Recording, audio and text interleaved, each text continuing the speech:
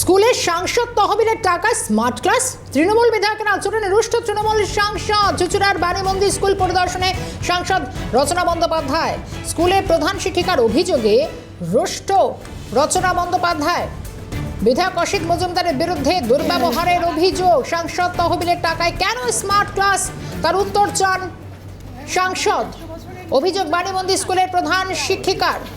তৃণমূল বিধায়কের আচরণে রুষ্ট তৃণমূল সাংসদ। আজ রচনা বন্দ্যোপাধ্যায়, তিনি স্থানীয় সাংসদ, তিনি যান পরিদর্শনে, যান স্কুল পরিদর্শনে যান, সেখানে গিয়ে এই অভিযোগ।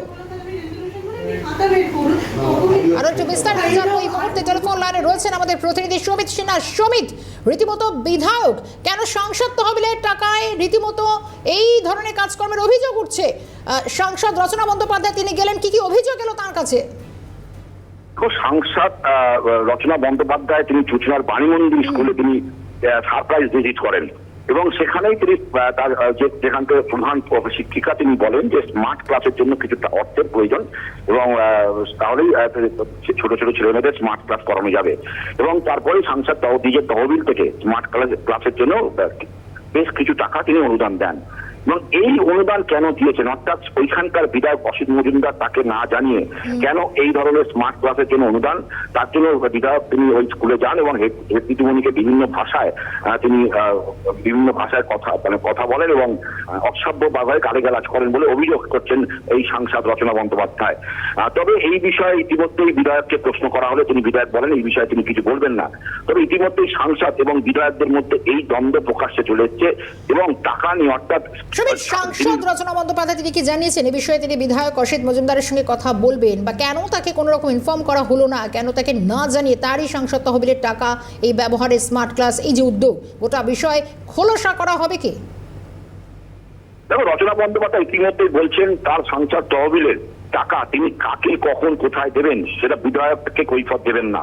এবং এরই পাশাপাশি তিনি বলেন যে বিধায়ক উঠছে সাংসদ এবং তিনি যা কর্মসূচি নেবেন সেটা হচ্ছে প্রথম ফাইনাল। এবং এর বিরুদ্ধে তিনি বলেন যে তার বয়স হয়ে গিয়েছে এবং তিনি বিভিন্নভাবে ভুলভাল বকছেন। তবে এই বলাটা ঠিক নয়। সাংসদ তহবিলের টাকা তিনি তিনি আগামী দিনেও খরচা করবেন, কিন্তু বিধায়ক অসিত মজুমদার সেটা মানতে নারাজ এবং তিনি বলেন যে তাকে জিজ্ঞাসা করেই এইসব কর্মসূচি নিতে হবে। ধন্যবাদ সমিত। সাংসদ রচনা বন্দ্যোপাধ্যায় কি জানিয়েছেন, অভিযোগটা কি এসছে তার কাছে, একবার শুনবো। স্মার্ট ক্লাসরুম শুধু বাণীমন্দির বলে নয়, আরো অনেক স্কুল আমার থেকে চেয়েছে। আমি সবাইকে কথা দিয়েছি যে আমি নিশ্চয়ই ধীরে ধীরে এমপি ল্যাডের টাকা থেকে স্মার্ট ক্লাসরুম করে দেবো একজন করে। অবাক হয়ে গেলাম যে তৃণমূল কংগ্রেস পার্টির বিধায়ক এখানে এসেছিলেন এবং এখানে এসে উনি সম্মানীয় যারা এখানে টিচার্সরা রয়েছেন, শিক্ষিকারা রয়েছেন, শিক্ষকরা রয়েছেন, তাদেরকে অশ্রাব্য ভাষায় গালিগালাজ করেছেন এবং কেন এই স্মার্ট ক্লাসরুম এমপি ল্যাডের টাকায় দেওয়া হলো সেই বিষয়েও উনি প্রচুর চিৎকার চেঁচামেচি করেছেন এবং সব কাগজপত্র বার করতে বলেছেন এবং বলেছেন কেন এই ক্লাসরুম হবে এবং ক্লাসরুম করার পারমিশন কে দিয়েছে। নিয়ে সাংসদ কোথায় কি করবে সেটা সম্পূর্ণ সাংসদের নিজস্ব ইচ্ছা। সাংসদের তহবিল থেকে টাকা নিয়ে আমি কোথায় কি করবো সেটা আমার ইচ্ছে, সেই ব্যাপারে কেউ কোনো বক্তব্য রাখতে পারে না। প্রথম বাচ্চারা, স্কুলের শিক্ষিকারা আমাদের কাছে পরম শ্রদ্ধেয় এবং পূজনীয়।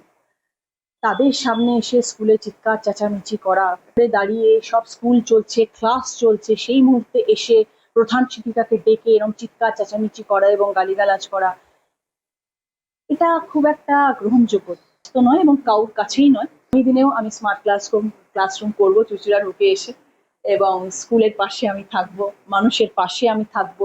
নিয়ে কাজ হবে, ইমামবাড়া হাসপাতাল নিয়ে কাজ হবে, অনেক কাজ হবে। যতদিন আমি সাংসদ থাকবো ততদিন কাজ করবে। আমি রচনা ব্যানার্জি যে কথা দিয়ে গেলাম, কার কত দম আছে সে আমাকে আটকে দেখিয়ে দিই। কিছুটা জানে ওনার আচার গতিবিধি দলের কাছে প্রচুর এর আগেও প্রচুর ভাইরাল হয়েছে, প্রচুর ভিডিওস, অনেকে অনেক কিছু জানেন, আর নিশ্চয়ই জানবেন। উপর মহলে আমি খবর পাঠাবো, যাকে জানানোর তাকে দরকার তাকেই আমি জানাবো। যাতে এরকম ধরনের ঘটনা না হয় সেটাও নিশ্চয়ই আমরা দেখবো। উনি বোধহয় চেয়েছিলেন যে এখানে কোনো উন্নতি না হোক, এখানে ক্লাসরুম না হোক, এরকম ভাবেই থাকুক এদের জন্য। সেখানে কেন ক্লাসরুমটা হচ্ছে সেটা নিয়ে যদি উনি এখানে মারামারি করেন তাহলে আমার কিছু বক্তব্য। সাংসদ রচনা বন্দ্যোপাধ্যায় অনেকগুলো অভিযোগ করলেন, বিধায়ক অসিত মজুমদারের দুর্ব্যবহারের অভিযোগ তার বিরুদ্ধে উঠছে। কি বলছেন এবার সাফাইকে দিচ্ছেন বিধায়ক অসিত মজুমদার, শুনি। ঘটনা কি সত্য নয়? আমি এসব ব্যাপারে বলতে চাই না। ঘটনা কি সত্য নয়? আমি এ ব্যাপারে কোনো কথা বলবো না। লিখিত থানায় জমা দিতে বলুন। এরকম যদি হয় উনি লিখিত থানায় জমা দিন। প্রধান শিক্ষিকা এমপি ম্যাডাম বলছেন যে আপনার মানে আপনার শেষ দেখে ছাড়বেন, এরকম ঘটনা আপনি ঘটিয়েছেন। এটা ওর মনোভাবও বলেছে, আমি এ ব্যাপারে কিছু বলবো না। উনি স্তম্ভিত হয়ে গেছেন এই ঘটনা শুনে এবং উনি বলছেন আমি এমপির কথার উপরে কোনো কথা বলবো না। আমি যা বলার দলকে বলবো। উনি ঊর্ধ্বতন কর্তৃপক্ষকে জানাবেন বলেছেন। আমি যা বলার দলকে বলবো। আমি এমপি কে নিয়ে একটা কথাও বলবো না। এমপি যা খুশি বলুক, আমি এমপি আমার দলের, আমি তাকে নিয়ে কোনো কথা বলবো না। উনি নালিশ করবেন, আপনি করবেন না? আমি যা বলার দলকে বলবো, মিডিয়ায় বলবো না। সাংসদের সঙ্গে কি বিধায়কের দূরত্ব তৈরি হচ্ছে? আমি কোনো ব্যাপারেই বলবো না। উনি আমার দলের সাংসদ, অতএব উনি যেটা বলতে পারেন আমি বলছি না। আমি যদি কিছু বলার হয় দলকে বলবো। আমার